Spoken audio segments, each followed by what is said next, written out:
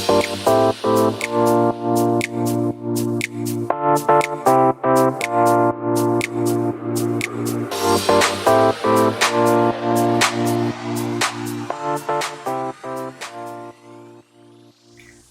back to Real Estate Real Talk. Now, last time we were here, we were speaking with you on new construction. This time, we're going to talk about the pros and cons of having an existing home or something that's new to you.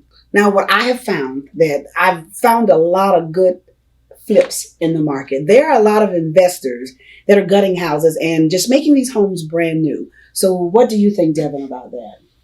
I'm all for it. I'm all for it. I try to tell my customers, I try to let them know that not to really get caught up on the actual year that the home was built, but instead pay attention to all of the details and the upgrades that the investors have put in the home.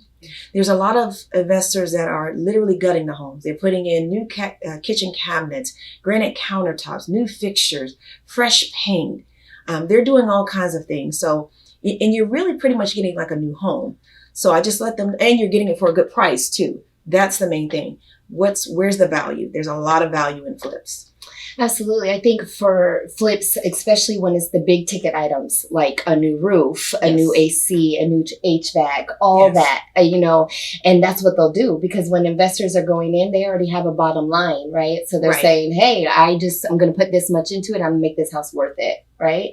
And so I believe flips are awesome. Yes. But it's same with, anything with pre-existing homes. I think that there's obviously downfalls to pre-existing homes, but there's some people that are great homeowners. Yes. And you can't even tell that somebody's lived in this house for 18 years and they've continuously upgraded it over the years that they lived there. Right. I just, my last two homes that I sold, I was lucky enough to get homes that were new to my buyers, but one was only 3 years old and the other one was only 6 years old. Right. So it's actually almost getting a new construction, but without the lot fees and the design center fees. Right. Yes. It had the tray ceilings and everything. And so we were lucky. And I really, if you can find a home also that someone has bought and it's almost new, you're lucky there. And they grew their family too big or something, and now they got to get out. Exactly. Right. Had 2 or 3 more babies. Yep. Next thing you know, they have to upgrade. So then you're lucky when you can come in and get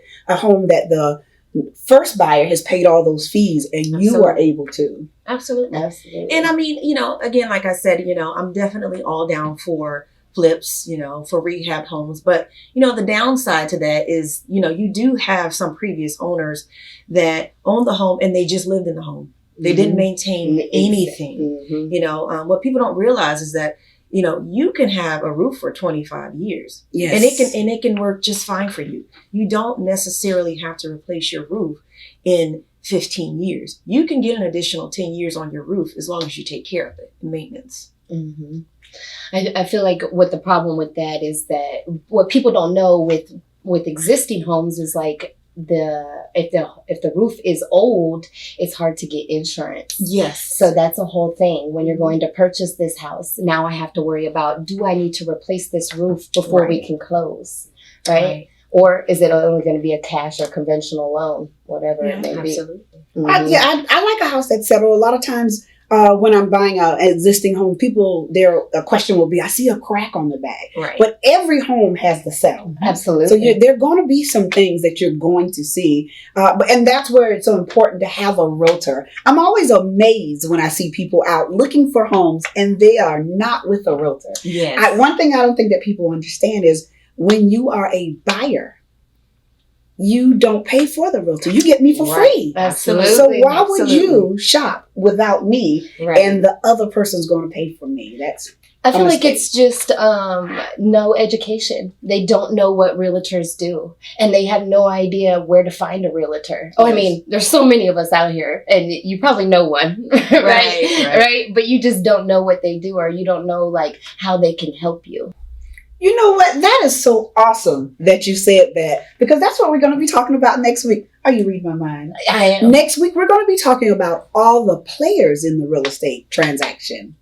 So join us next week on Real Estate Real Talk with our special guest, Cindy Fenty from Greater Orlando Realty.